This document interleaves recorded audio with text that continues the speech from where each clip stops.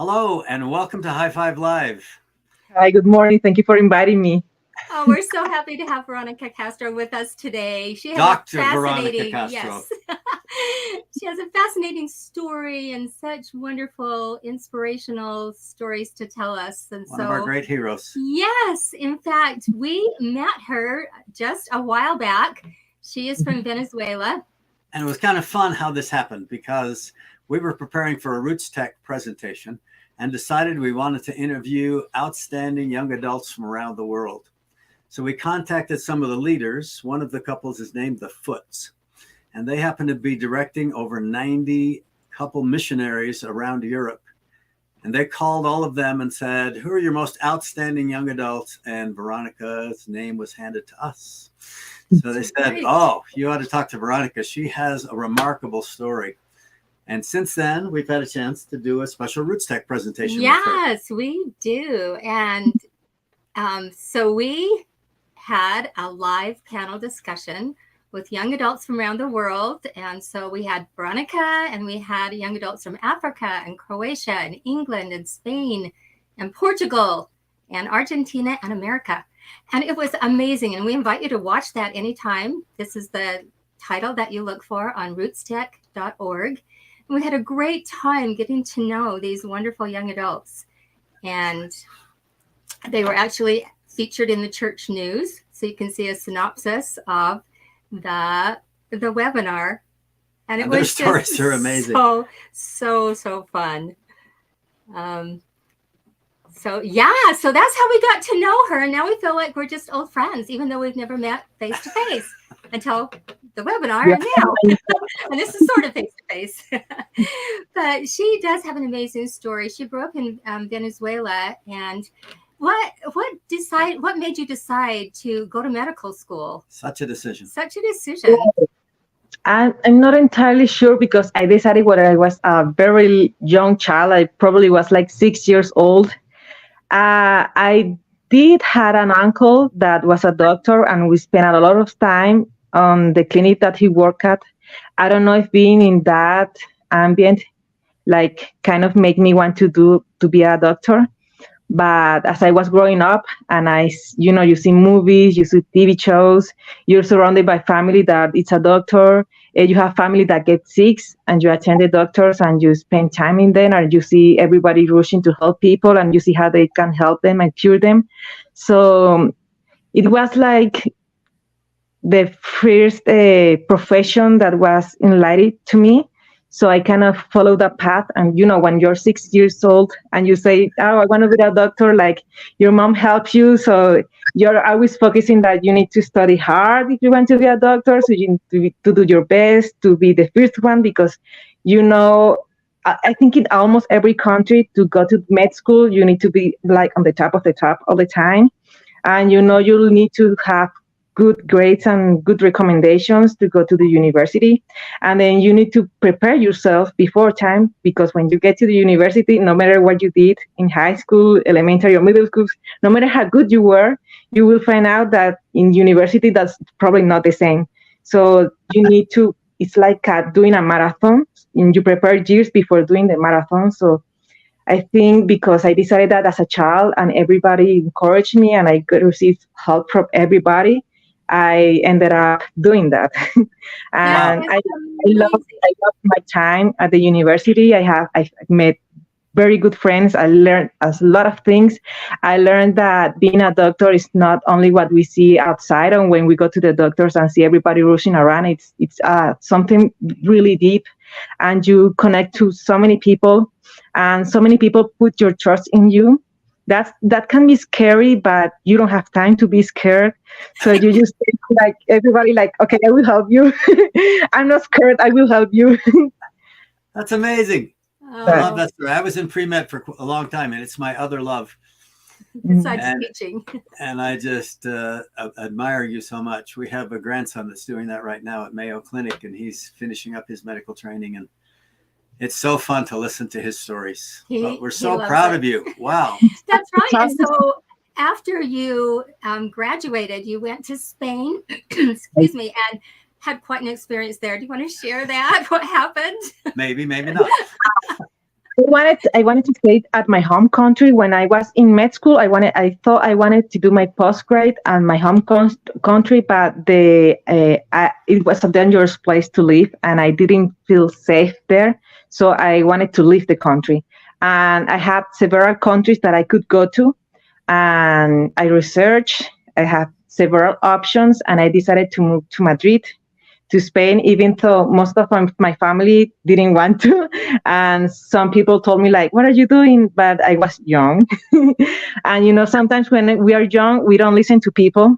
And we no, you kind of, you know what, I'm going to do it because you're telling me I don't want to go there. So the people that told me not to go and stuff, they've never been to Spain and probably never been to Europe. So I asked them, have you ever been to Spain? No, well, me neither. So I'm going to go there. I'm going to check out the place to see if it's a good place to work as a doctor. So I registered to do a master's degree in there. And while I was doing that, I was preparing to take my exams in there. And my title as a doctor was approved to work in Spain and stuff during my time there. And I see how they work, research the hospitals, see how they taught in postgraduate schools and stuff. And I didn't like very much the way they do stuff in there. So I was like, I probably don't want to stay here a lot. The people were right, not only about the workplace, but also because I had no family in there and no friends in there. And when I left my home country and didn't decide to don't go to the other country where I have family too, I went there and I was like, oh, I'm finally free. I don't have family. I don't need you. I'm always with you. I can be alone by myself. But that only lasted for like a year and a half. And after a year and a half, I was like, I don't like spending Christmas alone, New Year's alone, birthdays alone. I don't want to, you don't have a place to visit. You don't have a family to visit like 2 blocks away for whatever. So I kind of like, you know what? I think I want to go to my families. So I contacted them and they were like, you can come here whenever you want to. You are welcome here. We wanted you to be here from the beginning. You're the one who went away. And when I was still doing the master's degree. So I was like, okay, in a few months, I will finish this because it's already paid. So I'm going to finish this. And when I'm done with this, I'm going to go to your place. But then 2020 happened, and I was going to finish on April, but on March or something like that, everything was closed, and I couldn't leave the country. And my passport was expired too. So even though I couldn't leave the country with my expired passport, I asked the authorities in there that please let me go, because the country that I was going to, that's in the United States, they would allow me to come in with my expired passport because they knew my country had trouble with giving the passport on time. But Spain wouldn't let me leave. So I was like, oh, this isn't happening.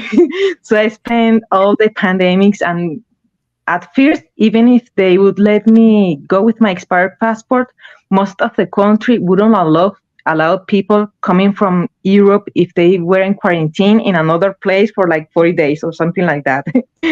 So I had time, and I was already searching for other countries like to move out of Spain, thinking that my passport was going to be on time, but it never happened. But if I received my passport this week, I might go to this country to spend 40 days in that country and then flew back to America, because most of the country didn't want people from Europe flying, even though the frontiers were open. So I never have to do that because my passport, I waited for it almost 2 years waiting for my passport. So I was not a student. I was not allowed to work over there because I was a student, but I was no longer a student. I was staying over time on that country. So it was difficult because I was there with my savings. Even though sometimes I found some work, it wasn't a work every day enough to pay for the rents and for my bills and for my stuff. So I was struggling because I had no help in there, and I was by myself, and I wanted to live so bad. But I learned a lot during that time because I think I received the help I needed at the time that I needed. and it humbles you to be that low in a situation when you need to scratch everything to find help. Yeah. Mm. And then you found the church. Well, I found the church since I was born, and even though I actually, when I moved to Spain, I lived in a room, and then I rent my own place, my own apartment. So when I rent my own apartment, I sign the paperwork, and then I go out and walk out of the building, and I found out that a half a block there's the church, and I was like, no way, no way. This close. I never lived this close to the church before. So I called my mom immediately, like, right, I'm going to call my mom right now. And I tell her, look, you won't guess what's really close to the place that I just rent. And she was like, what? And I'm like, it's the church. And she was like, are you going to go? And I'm like, not by myself. And I was like, I never went by myself to church. I always went with my mom or with my family. And my mom, when I was a child, I obviously attended primary classes and everything, but I always sneak out because I didn't like to be alone in there. I sneak out to my mom's classes, to the Relief Society or to the adult classes. And when I was a teenager and I come here to Denver to visit my uncle, I went to church too with them. And because of my age, I was supposed to be on the young women's. That didn't happen. I went to the class one time and I was like having an anxiety attack. All the girls were there talking between them, and I was like trying to hold myself inside the classroom. And like, I can do it, I can do it, I can do it. I actually left the classroom before the teacher came in, and I went to the adult class again with my mom and my uncle. When my uncle saw me coming in, like, you need to go to the to your own class. Like, I can do it. So I had a problem since a child with the social anxiety that won't allow me to interact with people very much while growing up and make friends and even go to stores and ask for stuff. That was really hard for me. So going to church alone at Spain was not going to happen. And I thought, like, okay, it won't be a big deal if I don't go to church while I'm in Spain, because I'm going to be here like a month and a half, a year and a half or 2 years tops, and we'll see from there. And then my mom will probably move in with me and I can try to go with her. But then it happened and I stayed almost 5 years in there. And even though I didn't always go to church when I was at the university, I always go to church like every year because there was always a reason to go there with my family. So being in Spain, it was like a lot of time, and I feel like, okay, I need to go to church. I missed it a lot. Thankfully, because of the pandemic in 2020, we had a lot of reunions online. And I actually sneak into church and see the online reunions for everybody. I actually saw like 3 or 4 every Sunday because I was by myself. So I saw all of them like, okay, I feel better now. And then because the pandemic was lifted up, there was no more online reunion. I'm like, okay, what I'm going to do? I'm going to try to go by myself in here. So I keep trying to go by myself, but I couldn't make myself to walk in. And I actually have my own reunion at the other side of the street in front of the church under a tree. And when I see people coming out of the church, I will like sneak out in case they come and talk to me, because I couldn't talk to people. It was like I was like a creepy stalking the church outside of the church. So I thought, like, okay, I need help. And I pray, and I was, what's the best thing that I could do? And I thought, okay, you search for the missionaries. I can search for the missionaries, and they surely will help me get to church, and they will sit with me and they will help me. So I searched for the missionaries almost a year. I don't know why it was so hard to find them on my town. I was like, every time, because I was doing nothing. Because I didn't have work every day and I was not studying. I woke up every morning and I was, if I were a missionary today, where I would walk on my town, because I knew they live in my town. But I didn't know which part of my town. So I walk every day, and every Sunday I also ask myself, if I was a missionary and I live in this part of the town, which streets would I choose to walk to go to church? And so many months to find them. And then I found out it was so hard because sometimes I stay outside of the church waiting to see somebody wearing the what do you call it? Badge. The black. Yeah. Had the bad passion. I saw no, and like, no way, there's no.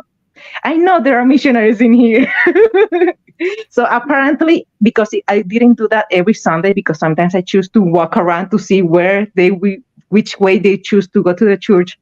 Apparently, the Sundays that I choose to stay there, they were at another church because they had to go to two different church on their region. So they were like, oh, no way. But I finally found them one day on a Sunday morning. I sat over there and I was like, I think they're going to pass this way. If they don't pass this way, I have to go to the other way of the town and start working there. And I thought that's what I found. Primarily because I think they needed me and I needed them. And because of the decision I was made that morning, like I'm going to go to the other side, I was never going to find them over there if I moved there. So they were going to church, and I was distracted, like seeing something else, because I knew they started at 10 and it was almost time. And I was like, I couldn't find them today either. So another day wasted. But then I'm distracted and they walk past and they say, good morning. And I turn around. I was with my dog, no? And my dog grabs a lot of attention. So everybody's saying good morning, hello, and everything during the morning while I was waiting for them. So I thought they were somebody else saying hello to pay my dog. So I was like, oh, good morning. And then I look up and I see the black flags and I'm like, hi. And he was like, do you live in this town? And they were like, yes. Are you going to church? Yes. Can I go with you next Sunday? Yes. And they were like, do you know the missionary? Do you know the church? And I'm like, that's a long story. Can I go with you next Sunday? Yes or no? And they're like, what are you going to do right now? And I'm like, I'm going home. And they're like, well, don't you go to church with us right now? And I'm like, I need to let my dog at home, change, and then run back. And they were like, that's okay, you have time. And I was like, are you going to wait for me outside? I cannot go by myself inside. Are you going to wait for me outside? Yes, we will wait for you outside. They didn't wait for me outside. I left my dog at home. I run to the way. It's like a 25 minutes walk. So I run all the way there. And when I got there, they were outside. And I was having another panic attack because I couldn't find them. I was like, it doesn't matter. I just use them as an excuse. So I come in, there were people outside coming in like, oh, I'm looking for the missionaries because I'm with them. Can you tell me where they see the whatever? Yes, they're over there. And I went there and sit with them, and I used them every Sunday from there to there. They were like, oh, even though they were going to another church on every other Sunday, they was like, it doesn't matter because I'm with them. I'm here because I'm with the missionaries. So that's a way I found myself to go by myself and find that I have company, like having my family, but instead of my family, they were the missionaries. That's amazing. Oh. So then you just made the decision to go ahead and get baptized. Yeah, they decided to start coming to my house. And I was like, are you sure you want to come to my house? Like, I don't think you can teach me anything, but if you want to come to my house, you're welcome. And I was really happy to have them here because in 5 years, nobody went to my house. So I was so happy to have them there. And they start the first lesson. And I'm like, what do you know about this? And I go, blah, blah, blah, blah, blah, blah, and tell them everything that they want to teach me. They were like, okay. And I think something in their mind, like, okay, we need to approach her from another side. And they keep, they need to complete the lessons, even to know them or not, they need to complete the lessons, right? So they keep going, and instead of giving me the lesson, they're like, okay, what can you tell us about this? And they just complete little bits that they wanted to point out, and that would be the lessons.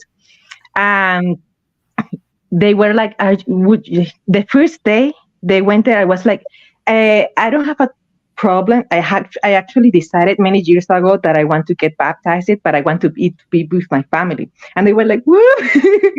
So I don't have a problem of trust, of belief or whatever, because I believe this is the right church. I believe in everything that it's taught in here, and I want to get baptized, but I need to wait. And then they were like, why do you need to wait? It doesn't matter if it's for family or not. We spent several weeks and a few months discussing about it, and I was like, finally, I decided that, yes, they were right. And because I learned different stuff while being in there, and I have different inspiration that I had in Venezuela.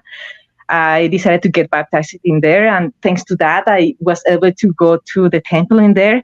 And I'm happy now that I did that because I was with great people during my baptism, and I have a great experience. And I meet such a wonderful people that went with me to the temple, and I wouldn't change that for the world. Like, that's better. Even I love my family, but that's better than going with my family because I love them so much. They are family to me now. So, and I'm really happy I went with them. That is so great. And then you had all your friends and you weren't alone. And that is amazing. So you love the temple. We can feel how much you love the temple. So what got you interested in doing temple names, family history, and This is a story. having that sink into your heart? My mom was baptized when she was like 9 years old or 10, and she has 11 brothers and sisters. 9 of them survived to be adulthood, right? And 7 of them are active members of the church. All of them got baptized when they were underage. And my grandparents are the ones that meet the missionaries and the first one to get baptized, right? And my mom grew up on the church. And so are my aunts and my uncles. And when she was a teenager, she went to a friend's of my grandmother's house, and there was a beautiful tree that was on the wall, hanging on the wall. And she saw it, and she was like, "Oh, that one." And she took a picture of that, and she was like, "I want to have a lot of trees like that from a lot of my family, with a lot of branches and a lot of leaves and fruits and flowers," because she wanted to be the trunks to be like the oldest one in the family, and then the branches of the descendants, and then the leaves to be the kids, and the flowers to be the babies and stuff like that. And she drew that. Right now it's on paper, and it's hard to take a picture of it because it's really, really old. But he drew several trees like that one, and she wanted it to be like to do it digitally. We're still waiting for the world to be able to do that.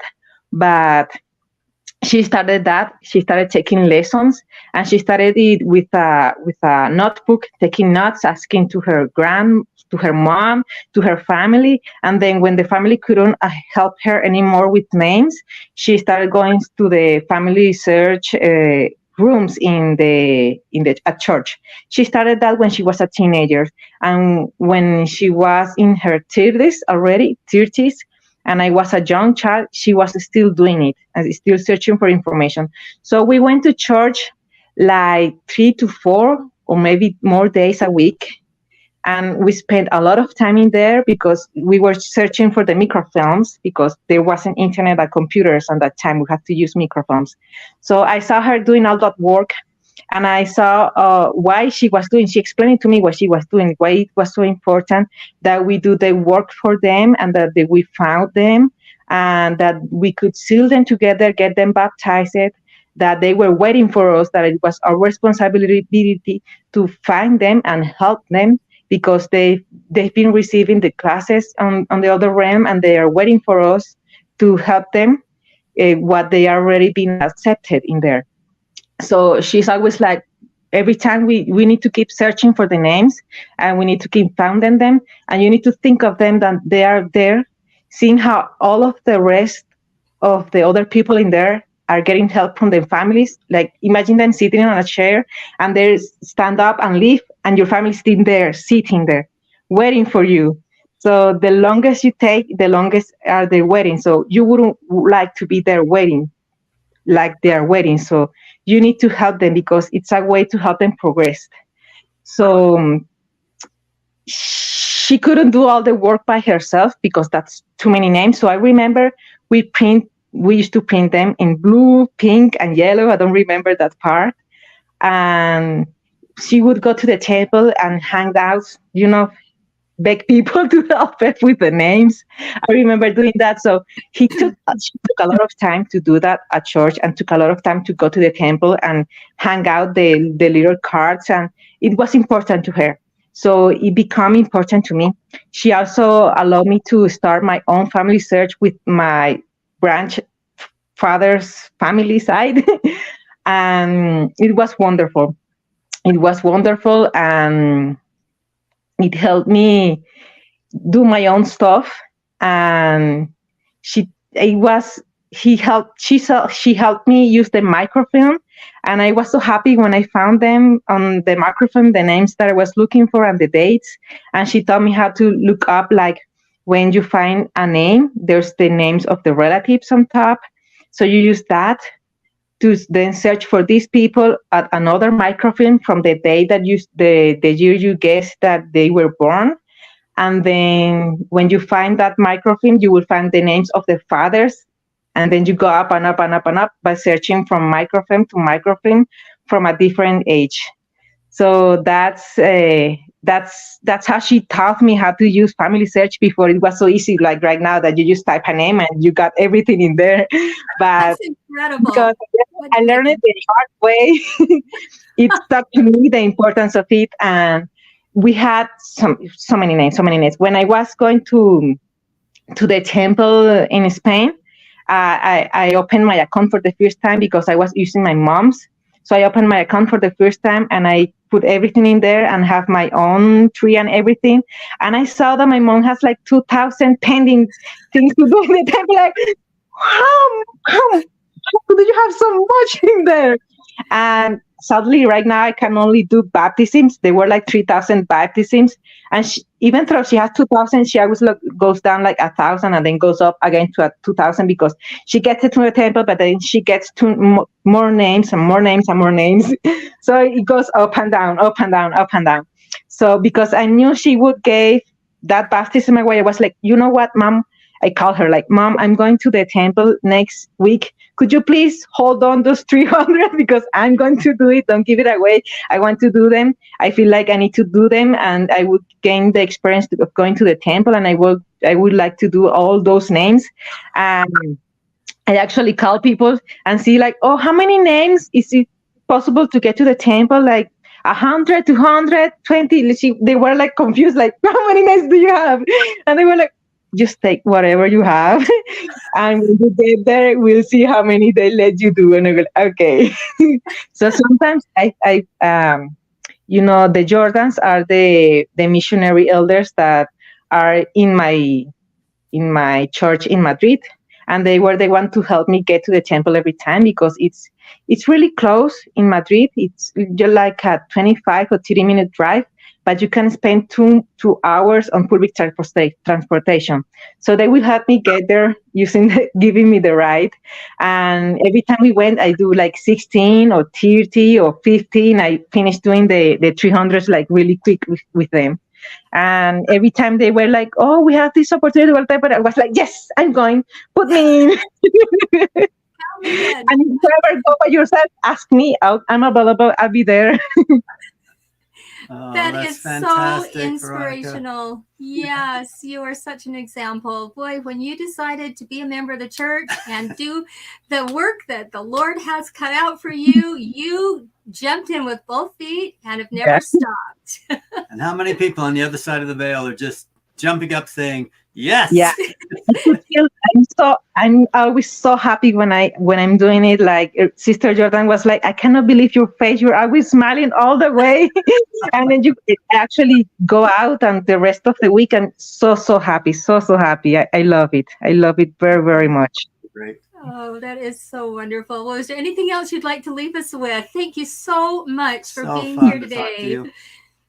Yes, I would like family search will unite your family, the family that's still alive, because you remain in contact with them.